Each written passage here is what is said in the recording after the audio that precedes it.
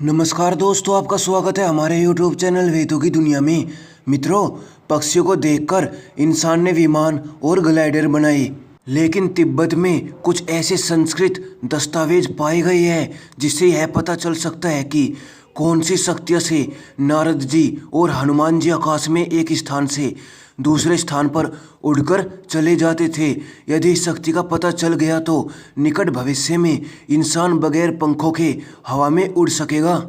वह कौन सी शक्ति थी जिससे नारद जी एक स्थान से दूसरे स्थान पर पलक झपकते ही चले जाते थे और हनुमान जी उड़ लेते थे।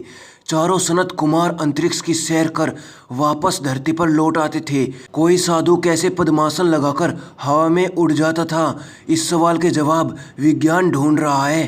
परामनोविज्ञान इस संबंध में खोज करता रहा है।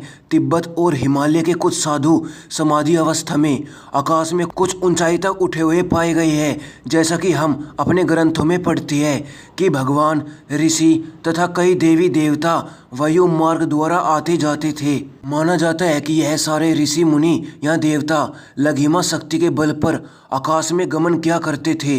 लघिमा अर्थात लघु और लघु अर्थात हल्की रुई जैसे पदार्थ की धारणा से आकाश में गमन करना। वहाँ के शोधकर्ता रूथ रियाना ने बताया कि इन दस्तावेजों में विमान के अंतर तारकीय माध्यम के निर्माण करने की विधि बताई गई है।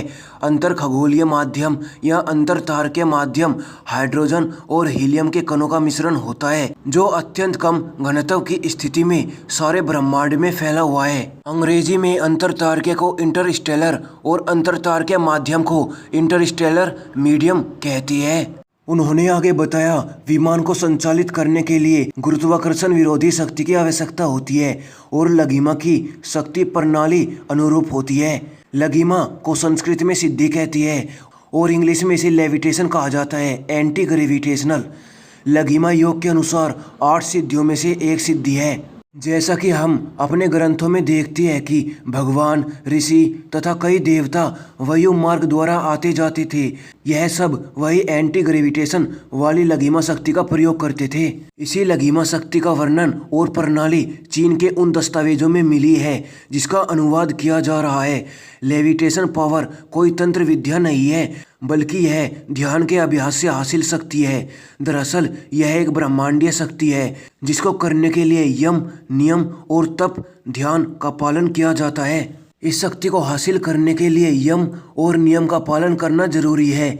साथ ही संयमित भोजन, वार्तालाप, विचार और भाव पर ध्यान देना अत्यंत जरूरी है। ये है योग की 8 सिद्धियाँ: अनिमा, महिमा, लघिमा, गरिमा, प्राप्ति, प्रकाम्य, इशिता, वशीकरण।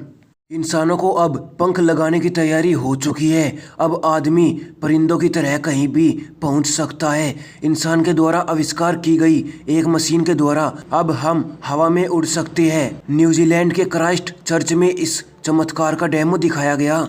मार्टिन एयरक्राफ्ट कंपनी ने एक ऐसा जैकपॉट बनाया है जिस पर बैठकर इंसान कहीं भी आ जा सकता है। यह एक प्रकार से उड़ सकने वाली बाइक है जिसकी कीमत है 40 लाख रुपए। मित्रों, आज के इस एपिसोड में इतना ही। मिलती है अगले और ताज़ा एपिसोड में।